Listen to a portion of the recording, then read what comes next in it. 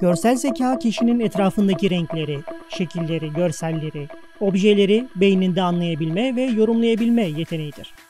Görülebilen bu renkler ve objeler görsel zekamızla imgelenir ve bir anlam kazanır. Kişiler bu sayede hayal kurabilmekte ve nesnelerin fonksiyonlarını fark edebilmektedirler. Biraz sonra soracağım sorulara vereceğiniz her doğru cevap görsel zekaya sahip olduğunuzun bir göstergesi olabilir. Verdiğiniz cevapları yorumlar bölümüne yazın.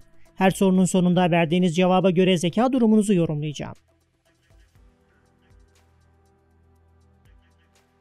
Bu resme dikkatlice bakın. Sorumuz şu: hangi kareleri deliklere yerleştirirseniz toplamda 26 elde edersiniz?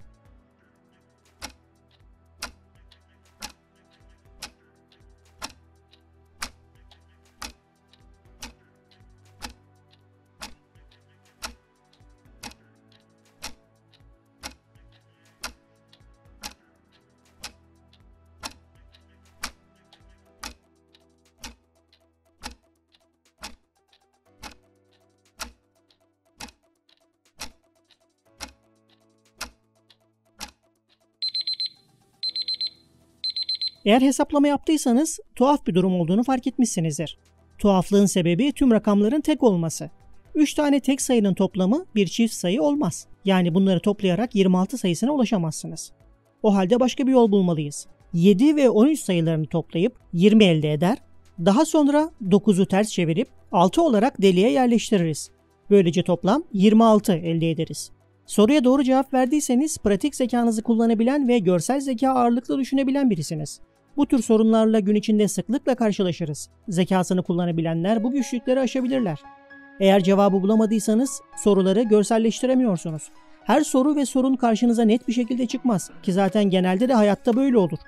Daha dikkatli olun ve geniş düşünmeye çalışın. Arkadaşlar, Eğlenceli Tarih diye bir kanal açtım. Bu kanalda animasyonlu, bilgilendirici tarih videoları izleyebilirsiniz. Link açıklamalarda.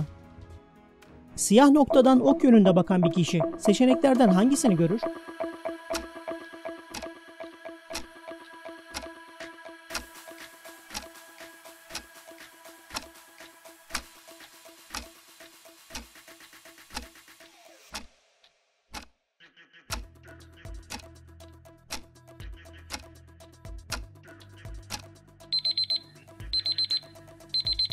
Doğru cevap B.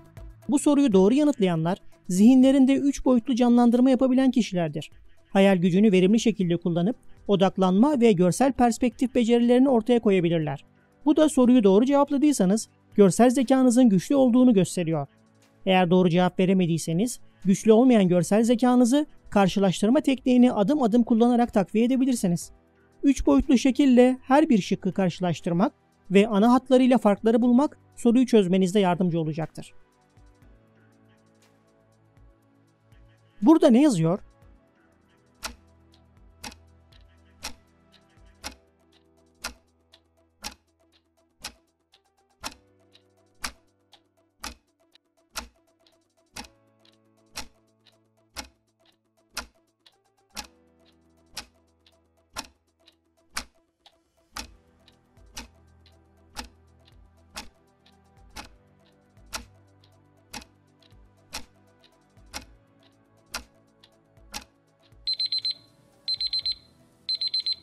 Yazan yazı anahtar paspasın altında. Bu biraz karışık bir soruydu çünkü 3 farklı değişkenle kurulmuştu. Yazı yatay olarak ters çevrilmiş, ardından bazı harfler baş aşağı çevrilmiş, sonra da bazı harfler düzeltilmişti.